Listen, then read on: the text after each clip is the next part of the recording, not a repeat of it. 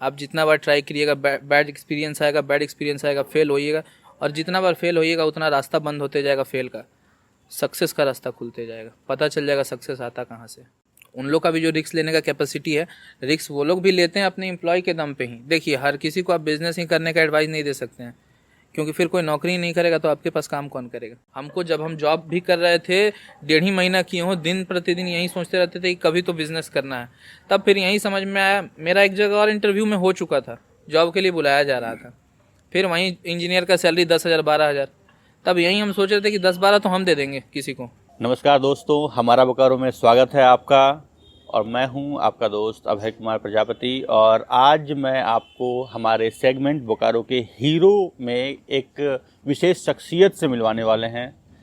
तो चलिए आज का हम बातचीत शुरू करें, लेकिन उससे पहले आपको हम बता दें कि आज हम जिनसे आपकी परिचय करवाने वाले हैं, जिनसे मिलवाने वाले हैं, उनका परिचय बस यही है कि वो शहर भर के लोगों का मुंह मीठा रखने के लिए काम करते हैं। 27 साल का युवक है जो बीटेक कंप्लीट किया हुआ है और कुछ नई सोच रखता है, जो चाहता है कि कुछ कमाल करके दिखा दें। तो चलिए आपको मिलवाते हैं बोकारो के विकास कुमार जी से, जो स्वास्तिक मिठाई के नाम से पूरे शहर भर में इनकी गाड़ियां घूमती रहती हैं और लोग इनके मिठाइयों का आनंद लेते हैं। सबसे पहले तो आपका बहुत बहुत स्वागत है हमारा बोकारो में। रहना नहीं था, काम ही करना था। बॉस का प्रेशर झेल नहीं पाते थे, कोई भी कुछ ऊंचा बोल देता था, सह नहीं पाते थे उस पे। फिर ये भी लगता था कि भाई खुद भी एम्प्लॉयमेंट जनरेट कर सकते हैं। मेरे फादर खुद 4-5 आदमी रखे हुए हैं, तो फिर वहीं काम क्यों नहीं किया जाए। तो दोस्त के शादी में इनविटेशन मिला, दोस्त के शादी नहीं, एक्चुअली दोस्त के भाई साहब का शादी था। तो वो थोड़ा कम बजट में काम चाह रहे थे और हम जॉब क्विट कर चुके थे। तो फिर कम बजट का वो अपना सारा चीज़ का साइज़ छोटा छोटा करवा लिए और अपने शादी में मंगवाए। उनके शादी में सारा कुछ गया। जाने के बाद वहाँ हम देखे कि लोग चिकन जितना खा रहे थे उससे ज़्यादा मेरे मिठाई के पीछे जोड़ दे रहे थे। ठीक है, तो फिर वहाँ से थोड़ा सा कुछ उठा। देखिए, कोई भी बिज़नेस एक जगह से समझ में नहीं आता है, 3-4 चीज़ मिलता है एक जगह, तब जाके लगता है कि ये हो सकता है। फिर ये भी सोच रहे थे कि आज के डेट में सारा कुछ डोर टू डोर बिक रहा है, फील्ड में निकल रहा है। आइसक्रीम से लेके चिकन मटन हर चीज़ का स्टॉल लग रहा है, गाड़ी लग रहा है, मिठाई का क्यों नहीं लग सकता है। तो वहाँ से आइडिया आ गया कि चलो कुछ नया करते हैं। वहाँ से आया, वहाँ से फिर ट्रायल लिया गया। ट्रायल लेने के बाद 1-2 जगह पे लगने के बाद रिस्पांस अच्छा मिला। तो वहाँ से फिर धीरे धीरे होते गया। अब बाजार में बड़ा महंगा रसगुल्ला मिलता था, आप लोगों के 6 रुपया 7 रुपया में आप रसगुल्ला 5 से शुरुआत हुई थी सर। 5 रुपये से। हाँ, तो बाजार में पहले क्या था, 2012 में खुद हमारे फादर जो थे 8 रुपये में बेचा करते थे। 2012 में जी। इसमें हम कैलकुलेशन को इतना लो रेंज पे लेके आए, इतना माइनर कैलकुलेशन अपने लिए निकाल के प्रॉफिट के रूप में रखे। और थॉट यही था कि आज के डेट में जैसे कि 8,000 10,000 कमाने वाला आदमी भी है, बहुत कोई 5-6 हज़ार भी कमाने वाला है। उन लोग जब मिठाई दुकान में घुस जाते हैं ना, दिमाग गुम हो जाता है उन लोगों का कि अब खरीदें क्या। कुछ खरीद लेंगे तो महीना का बजट हिल जाएगा। उन लोग फिर क्या करते हैं, जाके गुमटी में से छोटा छोटा लड्डू खरीद के राखी मना लेते हैं, चाहे त्यौहार मना लेते हैं। आज के डेट में गरीब भी खा सकता है, अमीर भी खा सकता है। आपके पॉकेट में ज़्यादा पैसा है, आप 8-10 पीस खा लीजिए। जिसके में कम पैसा है वो 2 पीस ही खाए, खा तो सकता है सब कोई, अफोर्डेबल है। मतलब इस सोच शुरू किए थे आप? हाँ, क्यों नहीं। देखिए, मार्केट में चलेगा आज के डेट में वही चीज़ जो सबके लायक हो। हम कह रहे हैं सिर्फ हम हाई रेंज का पब्लिक पकड़ेंगे, हर कोई हाई रेंज का नहीं हो सकता है। तो मेरा हर एक सेगमेंट के लिए है। अमीर आदमी भी खा सकता है, मीडियम रेंज का आदमी मतलब मिडिल क्लास आदमी भी खा सकता है, अच्छे पब्लिक का मतलब अच्छा अमीर आदमी का भी गाड़ी रुकता है हमारे वैन के आगे, बड़ा ऑफिसर का भी रुकता है। हर किसी के लिए है, अफोर्डेबल है। तो मेरा कस्टमर रेंज बहुत बड़ा है। जिस दिन आपका पहला गाड़ी निकला था, पहला रैली निकला था कि शहर में मिठाई बेचने जाना है, क्या चल रहा था दिमाग में? दिमाग में कुछ भी नहीं चल रहा था। पहला तो उसका कोई ब्रांडिंग नहीं था। बिजनेस जब शुरू हुआ था तो पहले मतलब आइडिया ही नहीं था कि इस टाइप का एक मॉड्यूल बनेगा। पहले बस भेजा गया था कि ट्रायल हो जाए, तो बिना नाम बिना ब्रांड के गया था। तो जाने के बाद हम खुद भी वहाँ जाके बहुत दूर में बैठ के कस्टमर का रिस्पांस चेक कर रहे थे। कुछ लोग लेना चाह रहा था, कुछ लोग निगेटिव थॉट्स दे रहा था कि नहीं चलने वाला है, ऐसा है वैसा है। कुछ लोग खा के अच्छा भी बोल रहा था, कमेंट बहुत तरह का मिल रहा था, उसी से समझना था। तो थॉट कुछ भी नहीं था कि इतना बड़ा चलेगा या फिर नहीं चलेगा, कुछ भी नहीं समझ में आ रहा था। बस भेजे थे, उस दिन का रिस्पांस, पहला दिन का किसी का रिस्पांस अच्छा नहीं आता है। नहीं आया था अच्छा। हताश नहीं हुए? नहीं, हताश क्यों होना है। मेन सबसे अच्छा प्लस पॉइंट ये है कि मेरा बैकग्राउंड सर्विस वाला रहा ही नहीं है फैमिली में। तो बिजनेस वाला का बैकग्राउंड तो बिजनेस के जैसा ही होगा। उस शुरू से हताश ही तो देखा है, फिर उठा भी है। एक कहावत है कि एक डॉक्टर होता है, लेकिन एक इंजीनियर होता है वो सब कुछ होता है। हाँ, सही बात है जी। इंजीनियर सच में सब कुछ होता है। लगभग 44-45 एग्ज़ाम, 44, और उसके बाद फिर उतना प्रोजेक्ट, फिर इंटरनल वगैरह, इतना प्रेशर झेल चुका होता है ना। ज़्यादा कुछ नहीं होता है, अवतार नहीं होता है किसी देवता का। प्रेशर इतना हैंडल कर चुका होता है जितना बीटेक के अलावा दूसरा किसी चीज़ में नहीं झेलना होता है। हम लोग प्रेशर झेलते हैं, नया बिजनेस शुरू करने में भी प्रेशर आता है, झेले हुए हैं, उतना ज़्यादा प्रॉब्लम नहीं होता है। हाँ, फैमिली वाले लोगों का क्या रेस्पॉन्स रहता है अभी? पहले शुरुआत में कैसा था, अभी कैसा है कि हाँ उनका बेटा इंजीनियरिंग करने के बाद मिठाई बेच रहा है? फैमिली वालों का तो नहीं कह सकते हैं, लेकिन बहुत लोग का कमेंट रहता था कि इतना पैसा खर्चा करके रसगुल्ला बेच रहा है। बहुत लोग कमेंट करते थे नेगेटिव। जो लोग कमेंट करते थे आज वो लोग बिजनेस का एडवाइस लेते हैं। ये बदलाव दिख रहा है। देखिए, उगता सूरज को सब सलाम करता है, ठीक है। वहीं अगर आज हम कहीं सर्विस कर रहे होते, चाहे 15,000 या फिर बहुत ज़्यादा, आज की बीटेक का कैरियर उतना नहीं है। बीटेक में भी मैकेनिकल का उतना कैरियर नहीं है। आईटी का कैरियर अच्छा है, सिविल का थोड़ा मोड़ा अच्छा है, मैकेनिकल का नहीं है। आज हम बहुत अच्छा सैलरी भी कमा रहे होते तो 20 से 25,000 कमा रहे होते, या फिर हो सकता है कोरोना की वजह से जॉब भी चला गया होता। अभी क्या स्थिति है? अभी कुछ भी स्थिति है, जो है मेरा है। दूसरों के उजाला से अच्छा अपना अंधेरा होता है। अपना अंधेरा में भी है तो हम ठीक है, हमको कोई प्रॉब्लम नहीं है। नहीं, आप अगर नौकरी में होते, रोजगार में होते, तो आप खुद होते, आपके पास लोग काम करने नहीं आ रहे होते, लोगों के घर के चूल्हे नहीं जल रहे होते।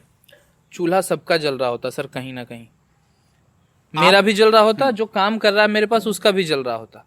हो सकता है इतना अच्छा से नहीं जल रहा होता, कैसे भी जल रहा होता। मेरे पास जो आदमी है खुशी से रहने वाला आदमी है। ऐसा भी यहाँ पे नहीं है कि सैलरी रोक के ज़बरदस्ती रखा हुआ है। डेली पेमेंट बेसिस पे हम काम करते हैं। टर्निंग पॉइंट क्या रहा आपका? किस चीज़ को लेकर टर्निंग पॉइंट? ये बिजनेस को लेकर के। मान लीजिए कब अचानक से ख्याल आया कि आप नौकरी कर थक गए थे, अब दो जॉब छोड़ दिए थे? पहला जॉब 7 दिन का किए, दूसरा जॉब लगभग 1.5 महीना का किए। मतलब जॉब का प्रोफाइल अगर देखा जाए तो 3-3.5 महीना का काम रहा, उसके बाद आपका अपने जॉब किया? 3 महीना नहीं सर, 2 महीना भी नहीं कह सकते हैं। 2 महीना भी नहीं हो सकता है जॉब का। उसके बाद फिर जॉब छोड़ने के बाद हम लोग मिठाई बेचना हम पहले शुरू नहीं किए। पहले मेरा दही का काम हुआ था। Swastik Shri milk product private limited का पहले दही हम लोग मैन्युफैक्चर करके सप्लाई करते थे। कुछ थोड़ा सा अपने ही फैमिली के वजह से, फैमिली के कुछ लोग की वजह से उसको बंद करना पड़ा। लेकिन अच्छा हुआ कि साथ ही साथ इसका भी ट्रायल चल रहा था कि ये सक्सेस करेगा कि नहीं करेगा। उसको बंद करके इधर ज़्यादा ध्यान दे दिए तो चल गया। जो युवा बड़ी बड़ी डिग्रियां हासिल करके बेरोजगार फिर रहे हैं, मारे फिर रहे हैं, एक सुझाव संदेश क्या देंगे? उन लोग को ईगो है सर, उन लोग को बहुत बड़ा ईगो है कि हमसे छोटा काम हमको नहीं करना है। देखिए, आज के डेट में सबसे ज़्यादा सुखी है छोटा काम करने वाला। जैसे कि अब एक एग्जांपल दे देते हैं, बड़ा डिग्री का ही, MBA चाय वाला के बारे में सुने हैं आप? हाँ, बिल्कुल सुने हैं। डिग्री बड़ा है, काम छोटा है, दोनों का कॉम्बिनेशन मिला के बिलियनर बन गया। पढ़ा लिखा लड़का लोग चाहे तो वो लोग छोटा भी कर सकता है काम, लेकिन बिना पढ़ा लिखा हुआ बड़ा नहीं कर सकता है। तो काहे नहीं, जो अच्छा पढ़ा लिखा हुआ वो छोटा काम को ही बड़ा स्केल में कर ले, क्यों चुपचाप बैठ के अपना वेस्ट कर रहा है टाइम को? आखिर वो बेचारा चाय का रेडी लगा के ही आज ब्रांड बन गया, फ्रेंचाइजी बांट रहा है। तो फिर काहे नहीं दूसरे लोग छोटा छोटा काम करके ही कुछ भी कर सकते हैं। अभी बैठे बैठे हम 5 को आपको ऐसे ही बिजनेस आइडिया दे देंगे। बताइए कौन सा पास आइडिया होगा? क्यों नहीं, अगर देखिएगा तो आजकल हर कुछ डोर स्टेप पे चाहिए। क्यों नहीं वेजिटेबल का ऑनलाइन डिलीवरी लोग कर रहा है। कोई पढ़ लिख के 2 आदमी को रोजगार दे दे, व्हाट्सएप पे ऑर्डर उठाना चालू कर दे, सुबह आप या रात में आपके पास ऑर्डर लग जाए, आप बल्क में मतलब सब्जी वगैरह मंगवा के और उसको डोर टू डोर सप्लाई करवाइए, जैसे न्यूज़पेपर होता है। ठीक है। पहला पानी भी तो आज घर घर पहुंचाया ही जा रहा है ना, बिल्कुल, आरओ का पानी। जी। आप सूरत जा सकते हैं, सूरत में साड़ी सस्ता है, वहाँ से साड़ी ले आ सकते हैं, यहाँ पे अपना एक आउटलेट खोल के बेच सकते हैं, या फिर अगर आप ज़्यादा पढ़े लिखे हुए हैं व्हाट्सएप पे ऑर्डर उठाइए। आप कहीं खड़े होकर 10 आदमी से चाय बेचवा लीजिए ना। अगर 500-500 रुपये भी प्रॉफिट उन लोग से दिन भर में आप लेना चाहिएगा, 10 गो चाय बेचवा रहे हैं तो 5,000 आ रहे, नहीं करके 2,000 भी तो आएगा। इन्वेस्टमेंट कितना है उसमें? मुश्किल से 5,000 का इन्वेस्टमेंट एक स्टॉल में है। ईगो है, माँ बाप क्या कहेंगे, लोग क्या कहेंगे, चाय बेचवा रहा है, भूखे रह जाओगे तब लोग क्या कहेंगे। अभी वहीं अगर चीज वो चाय वाला, उसी के जैसा एक और चाय सुट्टा करके भी एक खोला है, चाय सुट्टा बार, ठीक है। ये लोग दोनों समझ लीजिए, चाय समझ रहे हैं, चाय का नाम आता होगा तो माइंड में कॉन्सेप्ट क्या आता होगा कि लुंगी लपेट के मुंह में खैनी दबा के और कोई बना रहा होगा और दे रहा होगा, लेकिन उसको कितना प्रोफेशनल तरीके से कर रहे हैं वो लोग। समय बदल रहा है, इसी में प्रॉफिट है सर जी। अगर हम लोग मान के चलेंगे कि नहीं, हम लोग का कॉन्सेप्ट क्या है, चाहे जो हाई प्रोफाइल के लोग हैं उन लोग किस चीज़ के पीछे भागते हैं, हमको आईपीएस निकालना है, हमको रेलवे निकालना है, हमको ये निकालना है, हमको वो निकालना है। इसी निकालने के पीछे बाल उजला हो जाता है, माथा गंजा हो जाता है।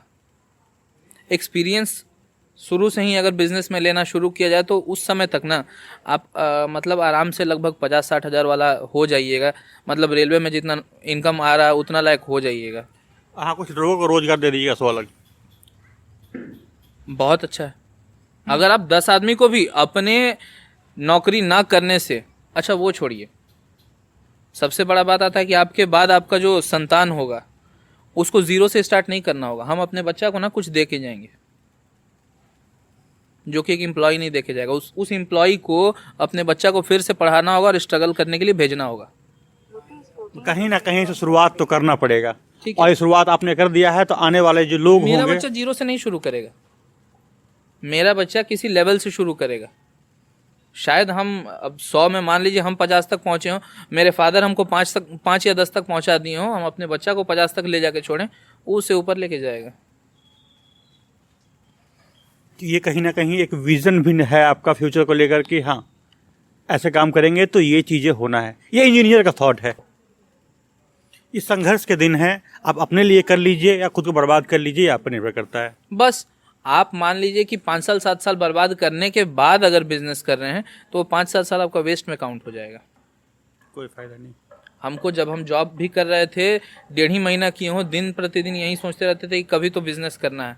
तब फिर यही समझ में आया, मेरा एक जगह और इंटरव्यू में हो चुका था, जॉब के लिए बुलाया जा रहा था, फिर वहीं इंजीनियर का सैलरी 10,000 12,000।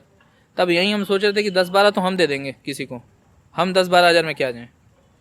तब फिर वहीं आया कि हम जॉब 10-12 हज़ार में करेंगे 3-4 साल, फिर कहीं जाके बिजनेस करेंगे तो उसमें 3-4 साल लगता है एक्सपीरियंस लेने में। आप कोई भी बिजनेस या स्टार्टअप करते हैं तो 5 साल जो होता है ना, वो समझिए कि थोड़ा सा मुलायम टाइप का होता है, थोड़ा सा सहम के चलने वाला होता है कि 5 साल में कोई भी स्टार्टअप बंद होने का चांस रहता है। 5 साल से ज़्यादा अगर आप टिका लिए तो आप सक्षम हैं उसको चला पाने में। तो 5 साल समझिए कि एक्सपीरियंस का उसमें बर्बाद होगा, तो शुरू से ही अभी ये बर्बाद कर लेते हैं। विकास जी, हम अक्सर देखते हैं ना कि जो भी लोग ऊपर तबके होते हैं, जो बड़ी बड़ी कंपनी चला रहे हैं, बहुत ज़्यादा पढ़े लिखे नहीं होते, लेकिन हाँ उनमें रिस्क लेने का कैपेसिटी बहुत अच्छा होता है। वो भी जेनेटिक होता है, उन लोग का भी जो रिस्क लेने का कैपेसिटी है, रिस्क वो लोग भी लेते हैं अपने एम्प्लॉय के दम पे ही। देखिए हर किसी को आप बिजनेस ही करने का एडवाइस नहीं दे सकते हैं, क्योंकि फिर कोई नौकरी नहीं करेगा तो आपके पास काम कौन करेगा। उन लोग में अपना एक गुण होता है कि एक अलग लेवल से बिजनेस को देख रहे होते हैं, हर कोई नहीं देखता है वहाँ से। हर कोई को बस वहीं रहता है कि नहीं चुपचाप हम भी जाते, जैसे कि बहुत तरह के मानसिकता वाले लोग हैं बाज़ार में। बहुत लोग को एक सिक्योर लाइफ चाहिए कि नहीं भाई बीच तूफान में जाने से कोई फ़ायदा नहीं, किनारे पे नहाइए और घर चलिए। बहुत लोग होता है कि सोचता है कि डूबेंगे ना। अभी हम बहुत लोग का बायोग्राफी देखते हैं, निरमा जो वॉशिंग पाउडर है उनका भी देखे, या फिर आपका MDH मसाला वाला है उनका भी देखे। बहुत कोई का बायोग्राफी देखते हैं, उन लोग का भी देख देख के समझ में आया। अप डाउन लगा हुआ रहता है, लेकिन अब जो सर्विस कर रहा है उसके अंदर बस यही एक डर है जिसके कारण वो सर्विस कर रहा है कि मेरा आगे चल के होगा क्या। बिजनेस वाला इसीलिए बिजनेस कर रहा है, उसके अंदर डर नहीं है, उसके अंदर वही है बार बार गिरेंगे फिर तो उठेंगे। जिंदगी कब तक इम्तिहान लेगा, कभी तो हवा मेरी ओर बहेगा और एक आदमी से सवाल पूछा गया था सर हम्म। कि आपके सक्सेस का रीज़न क्या है, तो वो बोला था कि फेल्योरिटी। तो फिर उससे पूछा गया फेल्योरिटी कैसे, तो वो बताया कि बैड एक्सपीरियंस। फिर बैड एक्सपीरियंस मतलब बार बार ट्राई। आप जितना बार ट्राई करिएगा बैड एक्सपीरियंस आएगा, फेल होइएगा, और जितना बार फेल होइएगा उतना रास्ता बंद होते जाएगा फेल का, सक्सेस का रास्ता खुलते जाएगा, पता चल जाएगा सक्सेस आता कहाँ से। ये लॉकडाउन वगैरह भी हम लोग का बैड एक्सपीरियंस ही है, ना तो कोई पंडित जी बताएंगे, ना हाथ के लकीर में लिखा हुआ था कि लॉकडाउन आने वाला है। एक्सपीरियंस है, टैकल किया जा रहा है। जो टैकल कर ले रहा है उसको कह सकते हैं कि बिजनेस सेंस है। अगले बार जब बड़ा मुसीबत भी आएगा तो तैयार रहेंगे, अब मजबूत हो चुके हैं। मेंटली तो मजबूत हो चुके हैं। विकास जी, आपको हमारा बोकारो परिवार की ओर से ढेर सारी शुभकामनाएं, अग्रिम शुभकामनाएं कि आप पूरे झारखंड ही नहीं पूरे देश भर में अपनी फ्रेंचाइजी खोलें और कमाल कर दें और बोकारो का परचम पूरे देश में लहराएं। बहुत बहुत शुभकामनाएं आपको। और ये थे विकास जी, स्वास्तिक मिठाई के नाम से पूरे बोकारो में प्रचलित, ये बताने की मुझे आवश्यकता नहीं है। खैर, आप हमारा बोकारो देख रहे हैं, अगर आप हमारे चैनल पर हैं तो इसे लाइक, शेयर और सब्सक्राइब करने की जिम्मेदारी आपकी होगी। बने रहिए हमारे साथ।